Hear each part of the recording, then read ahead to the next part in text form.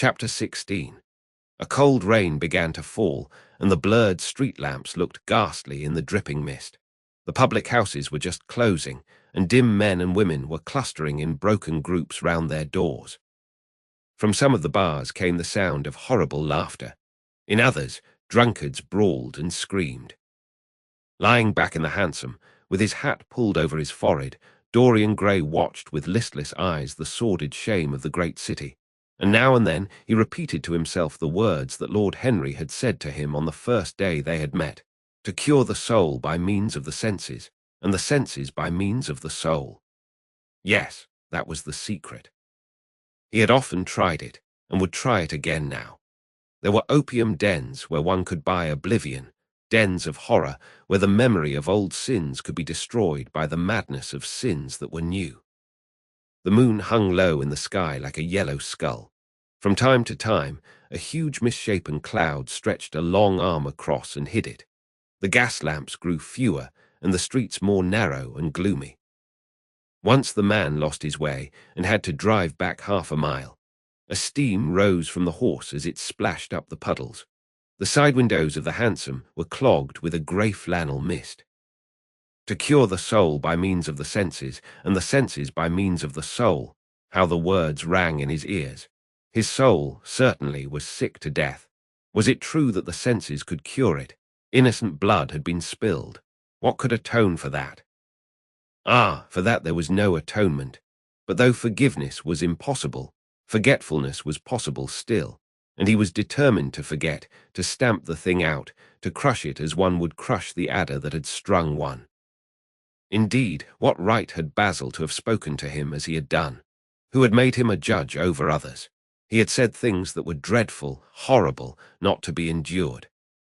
On and on plodded the hansom, going slower, it seemed to him, at each step. He thrust up the trap and called to the man to drive faster. The hideous hunger for opium began to gnaw at him. His throat burned and his delicate hands twitched nervously together. He struck at the horse madly with his stick. The driver laughed and whipped up. He laughed in answer, and the man was silent. The way seemed interminable, and the streets like the black web of some sprawling spider. The monotony became unbearable, and as the mist thickened, he felt afraid. Then they passed by lonely brickfields. The fog was lighter here, and he could see the strange, bottle-shaped kilns with their orange, fan-like tongues of fire. A dog barked as they went by, and far away in the darkness, some wandering seagull screamed. The horse stumbled in a rut, then swerved aside and broke into a gallop. After some time, they left the clay road and rattled again over rough-paven streets. Most of the windows were dark, but now and then fantastic shadows were silhouetted against some lamplit blind. He watched them curiously. They moved like monstrous marionettes and made gestures like live things. He hated them. A dull rage was in his heart. As they turned a corner, a woman yelled something at them from an open door, and two men ran after the hansom for about 100 yards. The driver beat at them with his whip. It is said that passion makes one think in a circle. Certainly, with hideous iteration, the bitten lips of Dorian Gray shaped and reshaped those subtle words that dealt with soul and sense, till he had found in them the full expression, as it were, of his mood, and justified, by intellectual approval, passions that without such justification would still have dominated his temper. From cell to cell of his brain crept the one thought, and the wild desire to live, most terrible of all man's appetites, quickened into force each trembling nerve and fibre. Ugliness that had once been hateful to him because it made things real became dear to him now for that very reason. Ugliness was the one reality. The coarse brawl, the loathsome den, the crude violence of disordered life, the very vileness of thief and outcast, were more vivid in their intense actuality of impression than all the gracious shapes of art, the dreamy shadows of song. They were what he needed for forgetfulness. In 3 days he would be free. Suddenly the man drew up with a jerk at the top of a dark lane. Over the low roofs and jagged chimney stacks of the houses rose the black masts of ships. Wreaths of white mist clung like ghostly sails to the yards. "Somewhere about here, sir, ain't it?" he asked huskily through the trap. Dorian started and peered round. "This will do," he answered, and having got out hastily and given the driver the extra fare he had promised him, he walked quickly in the direction of the quay. Here and there a lantern gleamed at the stern of some huge merchantman. The light shook and splintered in the puddles. A red glare came from an outward-bound steamer that was coaling. The slimy pavement looked like a wet mackintosh. He hurried on towards the left, glancing back now and then to see if he was being followed. In about 7 or 8 minutes, he reached a small shabby house that was wedged in between two gaunt factories. In one of the top windows stood a lamp. He stopped and gave a peculiar knock. After a little time, he heard steps in the passage and the chain being unhooked. The door opened quietly, and he went in without saying a word to the squat, misshapen figure that flattened itself into the shadow as he passed. At the end of the hall hung a tattered green curtain that swayed and shook in the gusty wind which had followed him in from the street. He dragged it aside and entered a long, low room which looked as if it had once been a third-rate dancing saloon. Shrill, flaring gas jets, dulled and distorted in the fly-blown mirrors that faced them, were ranged round the walls. Greasy reflectors of ribbed tin backed them, making quivering discs of light. The floor was covered with ochre-coloured sawdust, trampled here and there into mud, and stained with dark rings of spilled liquor. Some Malays were crouching by a little charcoal stove, playing with bone counters and showing their white teeth as they chattered. In one corner, with his head buried in his arms, a sailor sprawled over a table, and by the tawdrily painted bar that ran across one complete side stood two haggard women, mocking an old man who was brushing the sleeves of his coat with an expression of disgust. "He thinks he's got red ants on him," laughed one of them as Dorian passed by. The man looked at her in terror and began to whimper. At the end of the room there was a little staircase leading to a darkened chamber. As Dorian hurried up its 3 rickety steps, the heavy odor of opium met him. He heaved a deep breath, and his nostrils quivered with pleasure.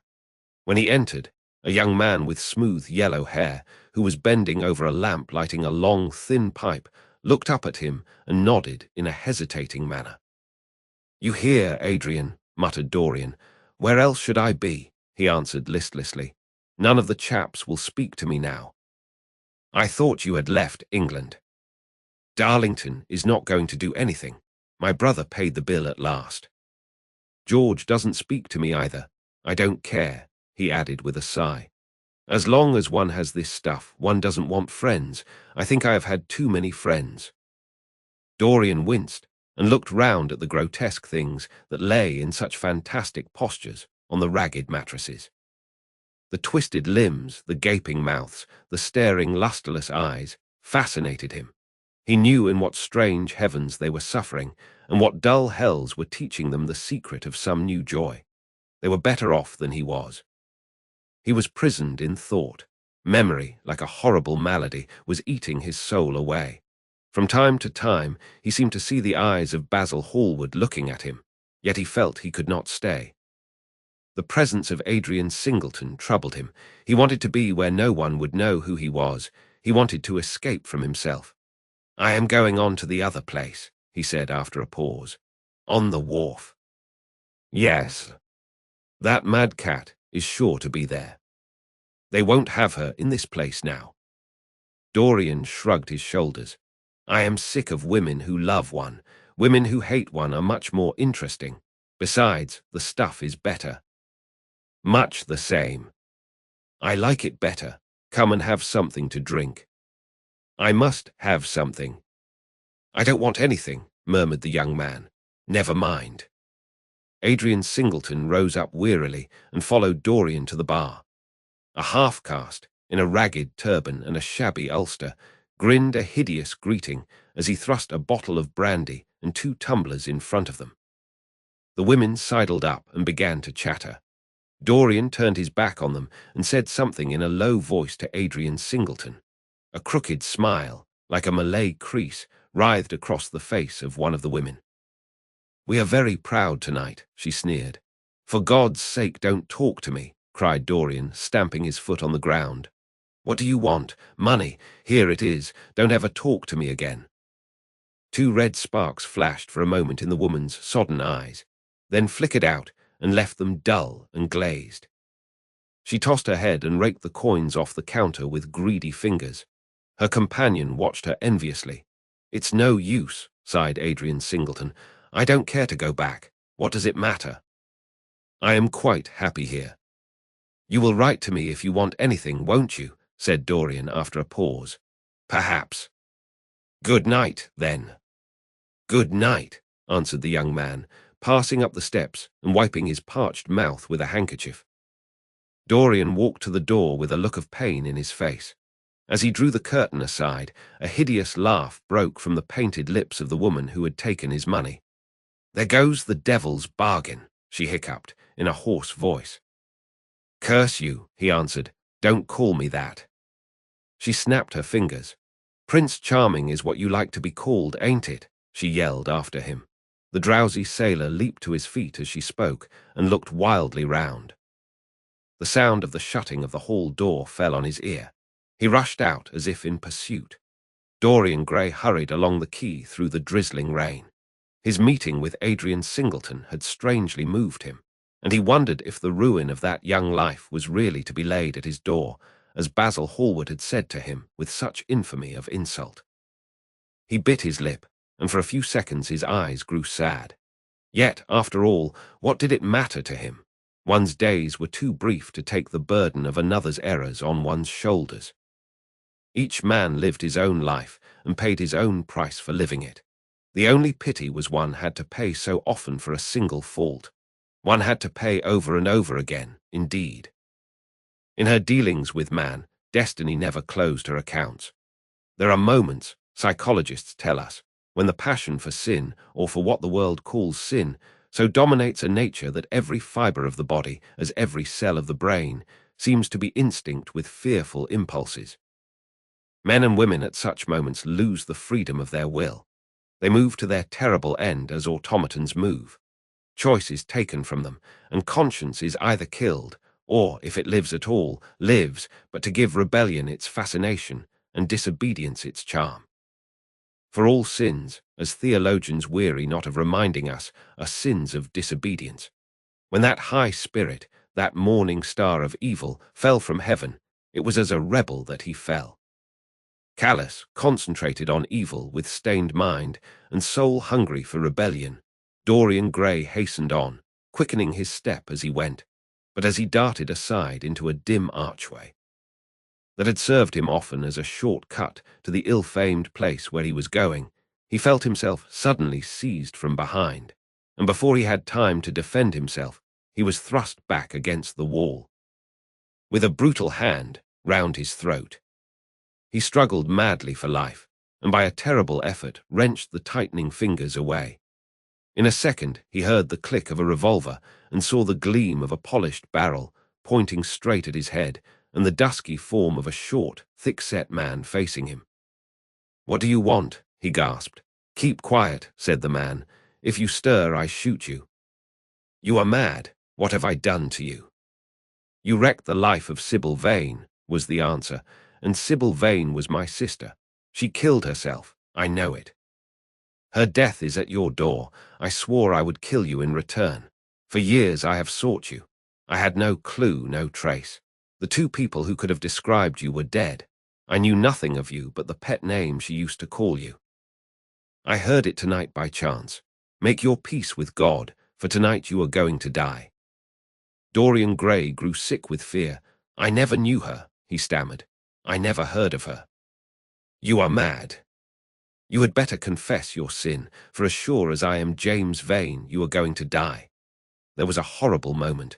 Dorian did not know what to say or do. "Down on your knees," growled the man. "I give you 1 minute to make your peace, no more. I go on board tonight for India, and I must do my job first. 1 minute, that's all." Dorian's arms fell to his side. Paralyzed with terror, he did not know what to do. Suddenly a wild hope flashed across his brain. "Stop," he cried.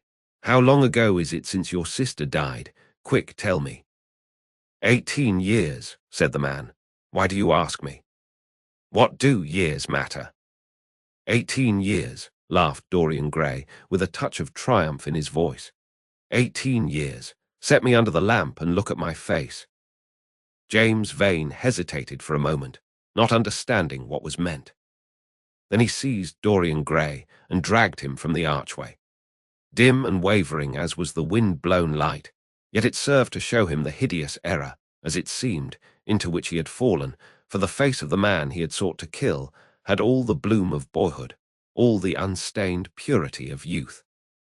He seemed little more than a lad of 20 summers, hardly older, if older indeed at all, than his sister had been when they had parted so many years ago.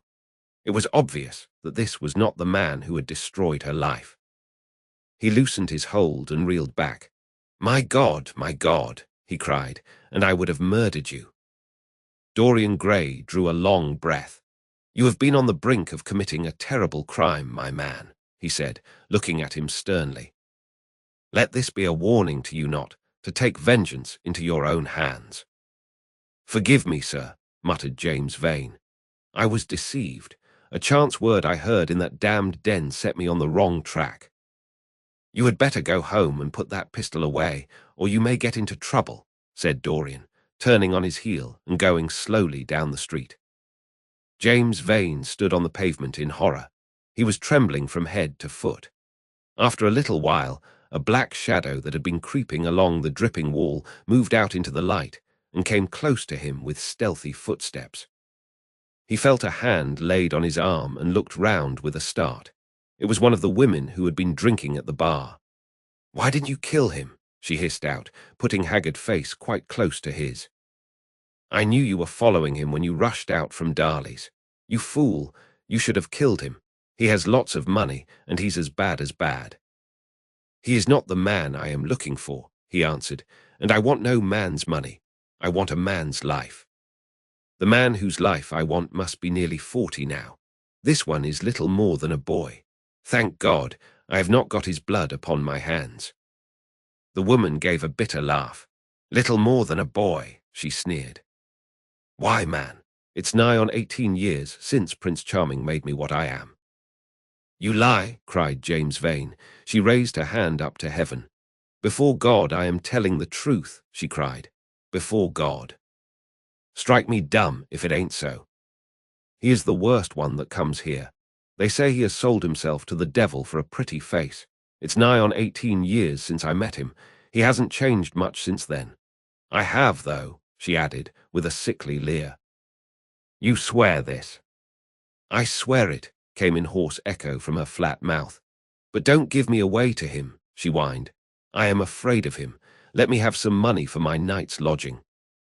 He broke from her with an oath and rushed to the corner of the street, but Dorian Gray had disappeared. When he looked back, the woman had vanished also.